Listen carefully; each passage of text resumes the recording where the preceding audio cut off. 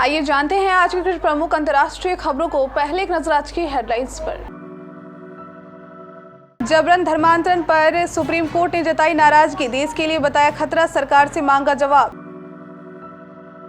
ओवैसी की चुनावी सभा में मोदी के नारे, IMIM चीफ को मुस्लिम युवकों ने दिखाए काले झंडे, सूरत में कर रहे थे प्रचार। डिंपल यादव ने किया नामांकन, अखिलेश बोले पूरा परिवार है साथ, होगी सबसे बड़ी जीत। रेलवे लाइन ब्लास्ट में ISI का हाथ, बम सेट करने में लोकल नेटवर्क का इस्तेमाल, एजेंसियां सतर्क। अमृतसर के बाद प्रयागराज और सिंगरौली में भूकंप के झटके, 12 घंटे में दूसरी बार हिली धरती।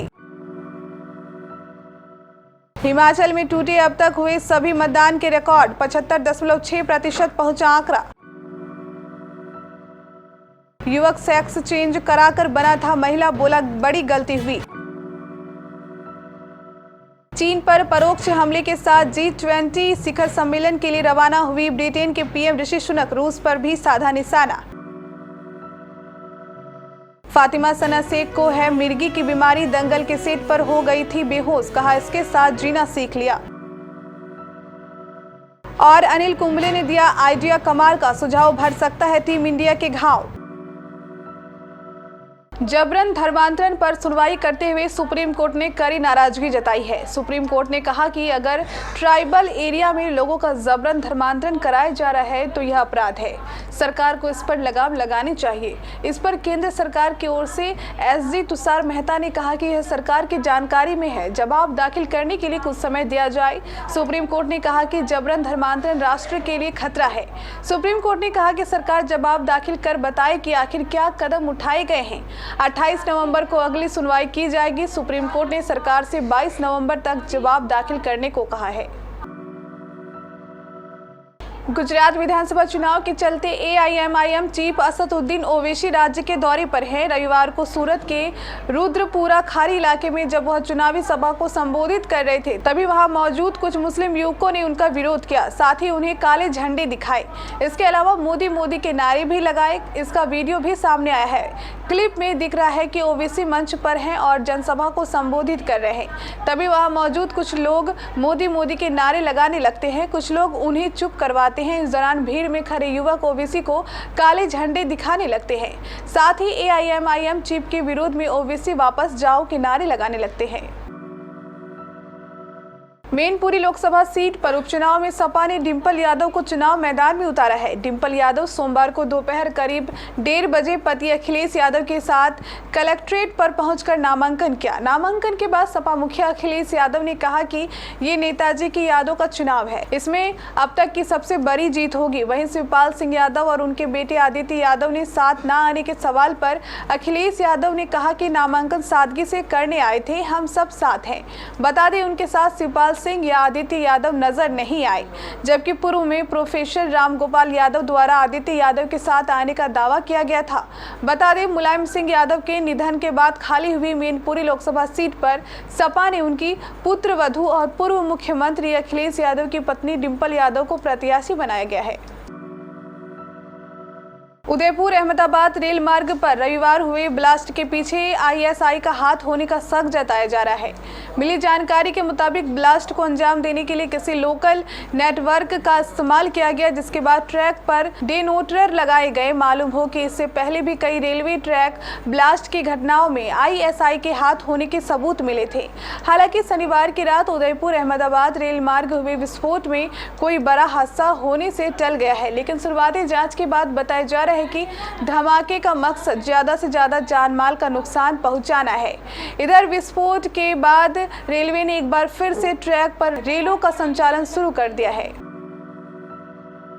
सोमवार दोपहर मध्य प्रदेश के सिंगरौली में भूकंप के झटके महसूस किए गए हैं। इस भूकंप की तीव्रता 3.2 रही। जानकारी के मुताबिक यह भूकंप 2:35 पर महसूस किया गया। सिंगरौली के अलावा ठीक इसी समय उत्तर प्रदेश के प्रयागराज में भी भूकंप के झटके महसूस किए गए। इससे पहले सोमवार सुबह भी करीब 3:42 पर पंजाब के अमृतसर में भूकंप के झटके महसूस किए गए। इससे पहले दिल्ली NCR में पिछले एक हफ्ते में 2 बार भूकंप के झटके महसूस किए गए। पिछले कुछ दिनों में इन मामलों में बढ़ोतरी बता दें कि इससे पहले दिल्ली एनसीआर में पिछले एक हफ्तों में 2 बार भूकंप आ चुके हैं। 12 नवंबर को दिल्ली एनसीआर और उत्तराखंड में देर रात भूकंप के तेज झटके महसूस किए गए थे। भूकंप आने के बाद लोग घर और दफ्तरों से बाहर आ गए थे। दिल्ली, नोएडा, गाजियाबाद, बिजनौर में भूकंप के झटके लगे थे। हिमाचल प्रदेश के मतदाताओं ने अब तक हुई विधानसभा चुनाव के सभी मतदान के रिकॉर्ड इस बार तोड़ दिए। आजाद देश के पहले मतदाता किन्नौर के रहने वाले श्याम सरन नेगी ने दुनिया छोड़ने से 2 दिन पहले बैलेट पेपर से घर पर मतदान करने के बाद प्रदेश के मतदाताओं से बढ़ चढ़कर मतदान करने की जो अपील की थी, लोगों ने उसे मानते हुए मतदान का नया रिकॉर्ड बना दिया। शनिवार को रिकॉर्ड 75.6% वोट पड़े हैं। इनमें 1% सर्विस वोटर भी शामिल है। हालांकि अभी सर्विस वोटर और जुड़ने हैं। इसके बाद मतदान का आंकड़ा 76% तक पहुंच सकता है। इससे पहले पिछले 2017 के विधानसभा चुनाव में सबसे ज्यादा 75.57% वोट पड़े थे। एक शख्स ने कोरियाई महिला की तरफ देखने के लिए 30 कॉस्मेटिक सर्जरी करवाई।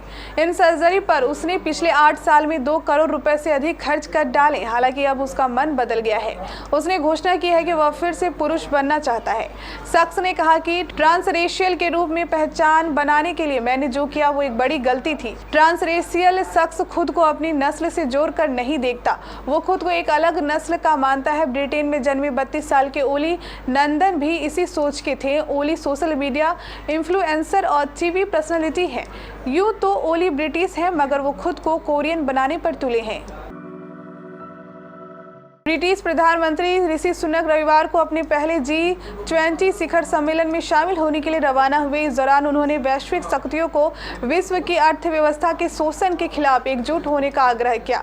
माना जा रहा है कि उनका यह बयान चीन के खिलाफ था। इस साल यूके के तीसरे प्रधानमंत्री बनने के बाद सुनक इंडोनेशिया के बाली में शिखर सम्मेलन में अमेरिकी राष्ट्रपति जो बाइडेन और अन्य विश्व नेताओं के साथ अपनी पहली द्विपक्षीय बैठक करने के लिए तैयार हैं।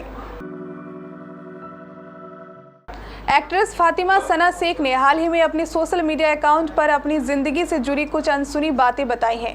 फातिमा सना शेख ने कहा है कि वो मिर्गी जैसी बीमारी से पीड़ित हैं। फातिमा का कहना है कि वो एक्सरसाइज और मेडिसिन की मदद से इस बीमारी को सही करने में लगी है। हालांकि फातिमा ये मानती है कि इस बीमारी की वजह से उनके प्रोफेशनल काम में कभी रुकावट नहीं आई। फातिमा का कहना है दंगल के सेट पर उन्हें इस बीमारी के बारे में सबसे पहले पता चला। T20 वर्ल्ड कप 2022 का खिताब ना जीत पाने का मलाल टीम इंडिया को जो है, भविष्य में उसे वैसी स्थिति का सामना नहीं करना पड़ सकता है। ऐसा संभव हो सकता है भारत के बड़े मैच विनर रहे अनिल कुंबले की ओर से आए सुझाव के चलते। भारत के पूर्व कोच का दरअसल मानना है कि इंटरनेशनल क्रिकेट में आगे बढ़ने के लिए लिमिटेड ओवर्स और टेस्ट फॉर्मेट की टीम पूरी तरह से अलग अलग होनी चाहिए। वनडे और T20 में इंग्लैंड की सफलता देखने के सफेद और लाल गेंदे से खेले जाने वाले क्रिकेट के लिए अलग अलग टीम रखने की चर्चा शुरू हो गई है। कुंबले ने एक मीडिया रिपोर्ट में बताया कि निश्चित तौर पर आपको अलग अलग टीमों की जरूरत पड़ेगी। आपको T20 विशेषज्ञों की जरूरत पड़ती है। आप उनके बल्लेबाजी क्रम पर गौर करिए।